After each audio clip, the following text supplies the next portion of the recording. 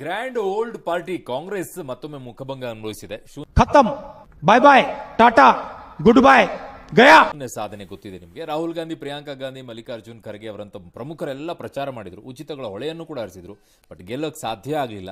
ಯಾಕಂದ್ರೆ ಜನ ಚೇಂಜ್ ಕೇಳ್ತಾ ಇದಾರಲ್ಲ.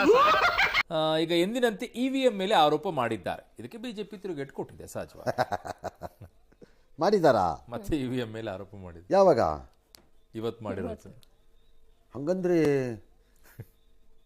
ಆಪ್ ಸೋತಿದ್ದು ಸರಿ ಇಲ್ವಾ ಇವ್ರಿಗೆ? ಇವಿಎಂ ಕಾರಣ ಅಂತ. ಯಾರದ್ದಿದು? ಪ್ರಿಯಾಂಕಾ ಖರ್ಗೆ, ಪ್ರಿಯಾಂಕಾ ಜಾರಕಿಹೊಳಿ ಸರ್. ರೇ ಮೇಡಮ್, ಇನ್ನು 3-4 ದಿನ ಆಗಿಲ್ಲ, ನೆಟ್ಗೆ ಎಷ್ಟು ಮೆಟ್ಲಿದೆ ಪಾರ್ಲಿಮೆಂಟ್ಗೆ ಅಂತ ಗೊತ್ತಿಲ್ಲ. ಇವಿಎಂ ಅಂತೆ. ನೀವು ಗೆದ್ದಾಗ ಚೆನ್ನಾಗಿತ್ತಾ? ನಿಮ್ಮ ಅಪ್ಪ ಗೆದ್ದಾಗ ಚೆನ್ನಾಗಿತ್ತಾ? ನಿಮ್ಮ ಅಪ್ಪನ ಪಕ್ಷ ಗೆದ್ದಾಗ ಚೆನ್ನಾಗಿತ್ತಾ? ಇವಿಎಂ ಅಂತೆ, ಇವಿಎಂ. ಒಂದ್ ಸ್ವಲ್ಪ ಕರುಣೆ ಇರ್ಲಿ. ಕೈ ಮುಗಿದು ಬೇಡ್ತೀನಿ, ಕರುಣೆ ಇರ್ಲಿ. ಬನ್ರಿ ಇಲ್ಲಿ, ಕಾನ್ಸ್ಟಿಟ್ಯೂಷನ್ ಅಲ್ಲಿ ಎಷ್ಟು ಸೆಕ್ಷನ್ ಇದೆ ಕೇಳ್ಬಿಡ್ತೀನಿ ನಿಮ್ಮನ್ನು ಒಂದ್ಸರಿ. ಸುಮ್ಮನೆ ಇರೋದು ಕಲ್ತ್ಕೋಬೇಕು ಫಸ್ಟ್ ಟೈಮ್ನವ್ರುಗಳು. ದೊಡ್ಡ ರಾಷ್ಟ್ರೀಯ ನಾಯಕರ ಥರ ಪೋಸ್ಟ್ ಕೊಡಬೇಡಿ. ಬಂದಿಲ್ಲ ನನ್ನ ಹತ್ರ.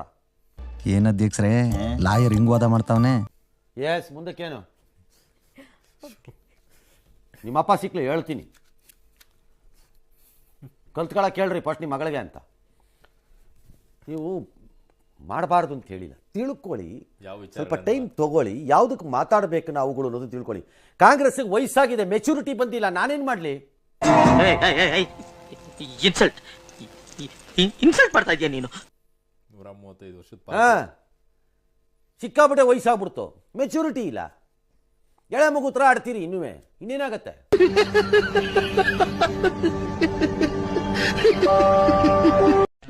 ಏನಂತ್ಯ? ಆಲ್ರೆಡಿ ಸೌಂಡ್ ಬರ್ತಾರೆ ಡಿಟಿಎಸ್ ಅಲ್ಲಿ. ಕನ್ನಡ ತಾಯಿ ಮಕ್ಕಳೆಲ್ಲ ಎದ್ ಬಂದ್ರಪ್ಪ, ಹೋಗ್ಬಾ.